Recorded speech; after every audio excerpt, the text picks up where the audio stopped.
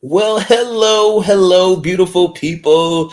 Thank you guys again for coming and getting into this book with us, Napoleon Hill, Outwitting the Devil. We are into chapter 2, and I mean, we're already diving right into it. If you guys know from the last one, Napoleon Hill is very deep into discovering his other self.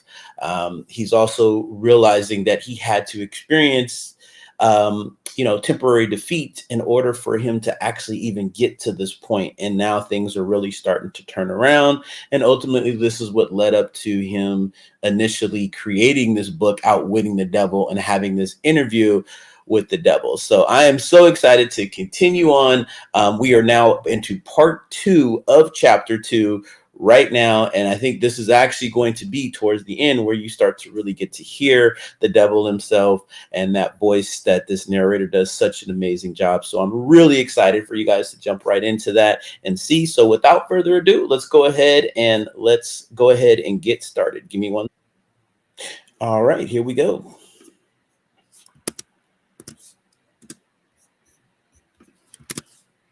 Faith has a new meaning to me.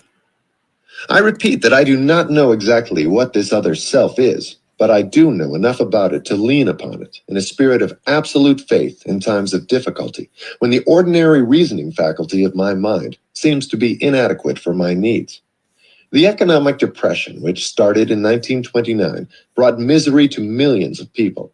But let us not forget that the experience also brought many blessings, not the least of these being the knowledge that there is something infinitely worse than being forced to work. It is being forced not to work.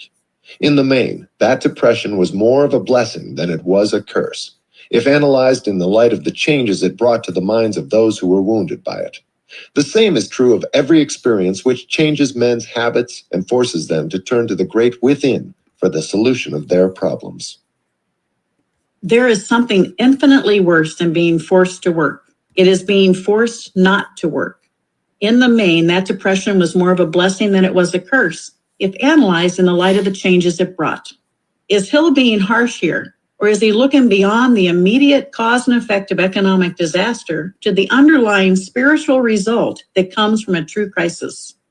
Can our present economic travails be more of a blessing than a curse? Can economic hardship, such as the loss of a job, be a blessing in disguise?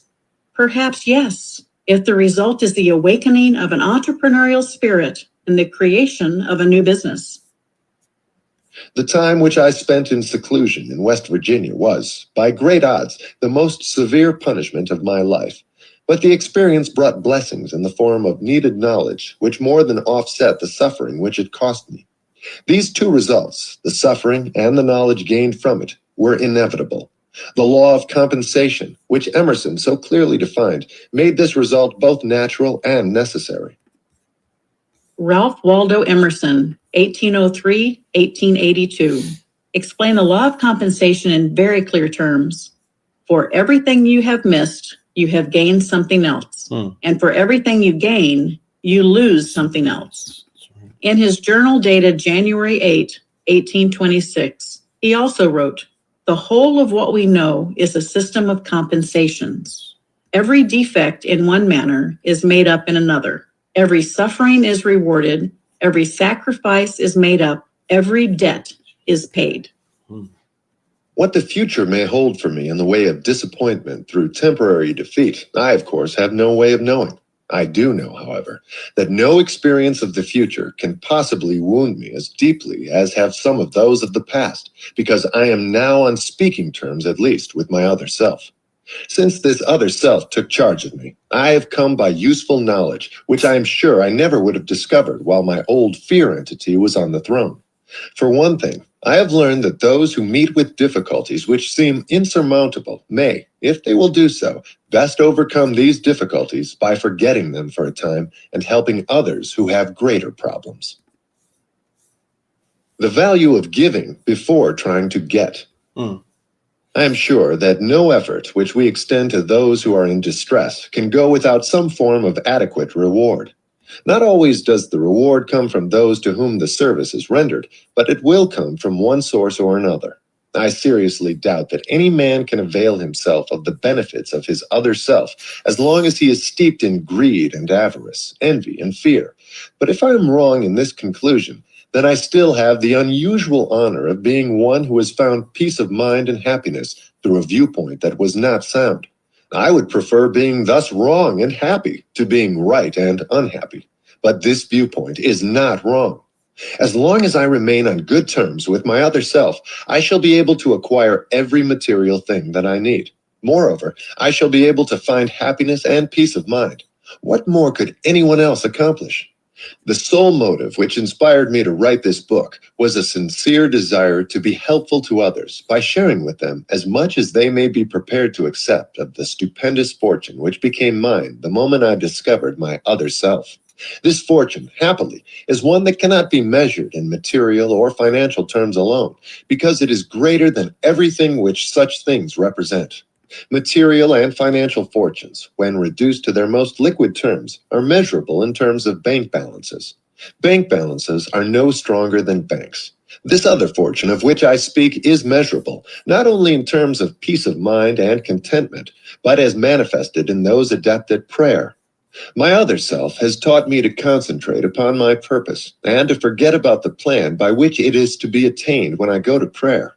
I am not suggesting that material objects may be acquired without plans. What I am saying is that the power which translates one's thoughts or desires into realities has its source in an infinite intelligence which knows more about plans than the one doing the praying. Stating the case in another way, may it not be wise, when praying, to trust to the universal mind to hand over the plan best suited for the attainment of the object of that prayer? My experience with prayer has taught me that so often all which results from prayer is a plan, if the prayer is answered at all, a plan that is suited for the attainment of the object of the prayer through natural and material media. The plan must be transmuted through self-effort action. I know nothing about any form of prayer which can be induced to work favorably in a mind that is colored, in the slightest degree, by fear. Is prayer a part of your life? Do you trust God to hand over the plan best suited for the attainment of the object of your prayer? Do you acknowledge that in order for your plan to be successful, you must take action? A new way to pray. Since becoming better acquainted with my other self, my way of praying is different from what it was before. I used to go to prayer only when facing difficulty. Now I go to prayer before difficulty overtakes me, when possible. I now pray not for more of this world's goods and greater blessings, but to be worthy of that which I already have. I find that this plan is better than the old one. Infinite intelligence seems not at all offended when I give thanks and show that I am grateful for the blessings which have crowned my efforts. I was astounded when I first tried this plan of offering a prayer of thanks for what I already possessed to discover what a vast fortune I had owned without being appreciative of it. For example, I discovered that I possessed a sound body which had never been seriously damaged by illness. I had a mind which was reasonably well balanced. I had a creative imagination through which I could render useful service to great numbers of people. I was blessed with all the freedom I desired, in both body and mind. I possessed an imperishable desire to help others who were less fortunate. I discovered that happiness, the highest aim of mankind, was mine for the taking, business depression or no business depression. Last, but by no means least, I discovered that I had the privilege of approaching infinite intelligence, either for the purpose of offering thanks for what I already possessed, or to ask for more, and for guidance. It may be helpful for every listener of this audiobook to take inventory of his or her intangible assets. Such an inventory may disclose possessions of priceless value. May we all make an inventory of our blessings in life and give thanks for every gift that we have been given. I know that when I am at a low point in my life, I force myself to think of my family and friends and the blessings they have brought to my life. It is the quickest path up and puts my temporary setbacks into perspective. Some signs we have overlooked. The whole world is undergoing a change of such stupendous proportions that millions of people have become panic-stricken with worry, doubt, indecision, and fear.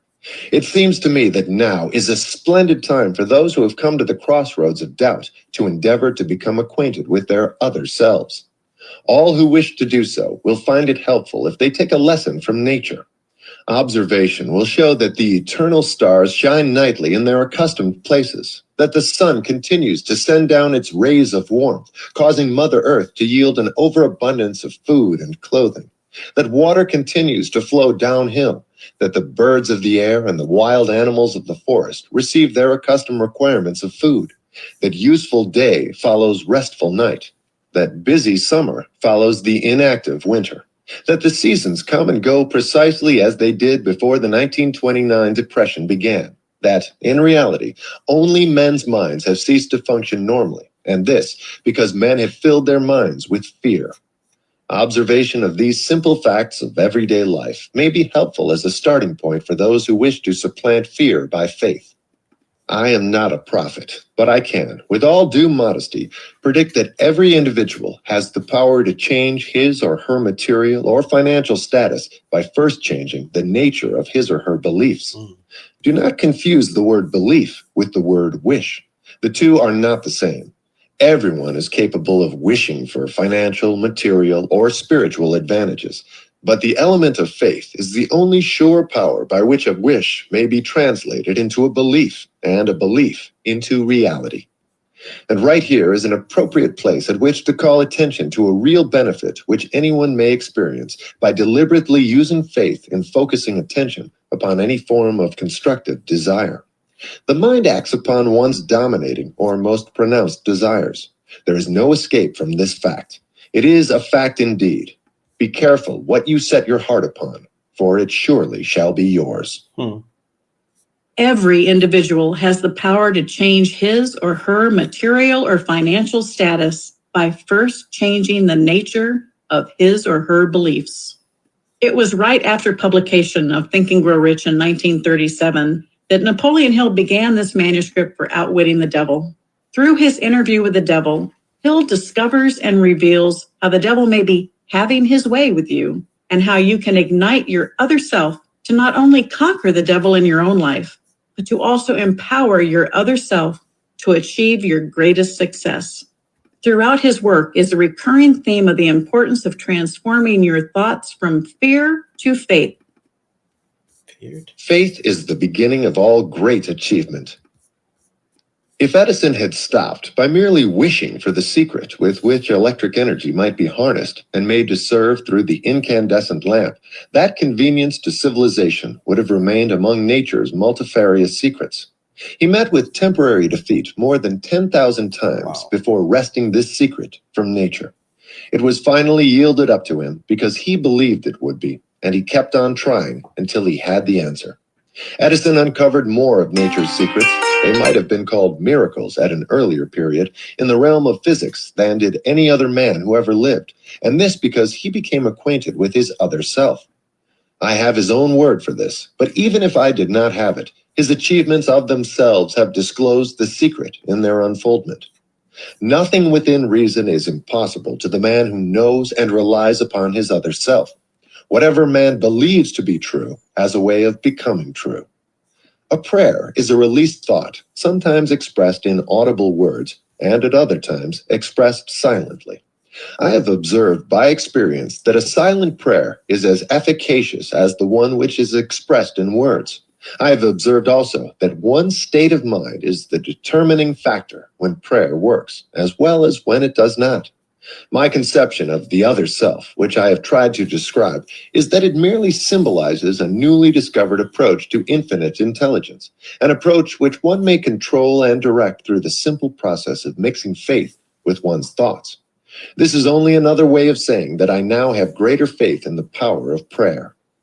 The state of mind known as faith apparently opens to one the medium of a sixth sense through which one may communicate with sources of power and information far surpassing any available through the 5 physical senses.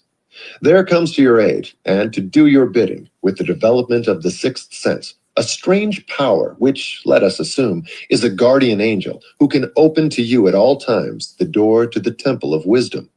The sixth sense comes as near to being a miracle as anything I have ever experienced, And it appears so, perhaps because I do not understand the method by which this principle is operated.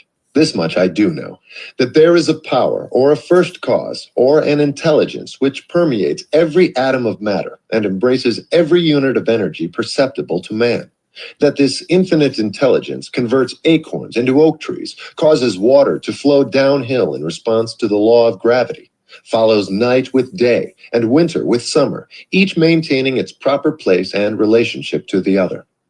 This intelligence may aid in transmuting one's desires into concrete or material form. I have this knowledge because I have experimented with it and have experienced it. I have for many years followed the habit of taking personal inventory of myself once a year for the purpose of determining how many of my weaknesses I have bridged or eliminated, and to ascertain what progress, if any, I had made during the year. This section on faith is worth listening to a few times because it contains Hill's core teachings on prayer. Faith, in his view, is a sixth sense or spiritual power that enables one to succeed if one is in step with the first cause of all things. One of his descriptions of God. His is a practical or scientific faith that emphasizes tangible results. In the book 3 Feet from Gold, my co-author and I discussed the personal success equation that clearly reveals the importance of faith. Your personal success equation, combining your passion with your talent and then seeking the right association and taking the right action, are very important components for your success. But it is when you combine all those components with a strong faith in yourself and your mission that you truly have your personal success equation. Chapter 3, A Strange Interview with the Devil. All right, so let's get back here. Okay, well, we're going to leave it there on that video. We're now going to start jumping into chapter 3 tomorrow. Again, it's just easier to make these videos shorter so you guys can always come back to them, and then I'm going to put them in a playlist so you guys can all watch them together. One of the key takeaways from this part here is that, they talk about just being grateful, having, he was talking about a new way to pray, where you're not coming to God or universe or whatever you believe with difficulties, but you're just coming to God just to be thankful for what you do have. Because there's so many things that we are thankful for, we kind of forget about that, right? And it's just the little things. And one of the things that I always tell myself, and I've talked about this in other videos, is that it could always be worse. And by just focusing in on that and knowing that you really do have it good, no matter how bad you think it is, because it is just a perspective, just that little shift can make things really start to appear and happen. And that's really when we start to get into us discovering our own other selves, because we're allowing the space for more to come in. Right. So that gratitude, that constant gratefulness of just being alive today, having a roof over your head, having a car, if you have one, clothes on your back, those little things, and really internalizing that and believing that can make so much more happen when you're just focusing on that. If you're having a hard time visualizing, that is totally fine. Just start to be in a place of gratitude and being thankful, and then thinking about, the idea of just feeling good. And then by default, you will have more just because you're always constantly feeling good. All right, so I'm gonna leave you guys with that. Hope you guys enjoyed that. Again, like and subscribe if you haven't already. Hit the notification bell down below so that way you get all the notifications when it does come in. And look out for tomorrow, because the new video for chapter 3, which is going to be coming in, and then we are finally going to get to the devil, his voice himself. This is the actual chapter that is going to happen to have it. So I'm really excited to share that with you guys tomorrow. So until next time, you guys make it a great day and take care.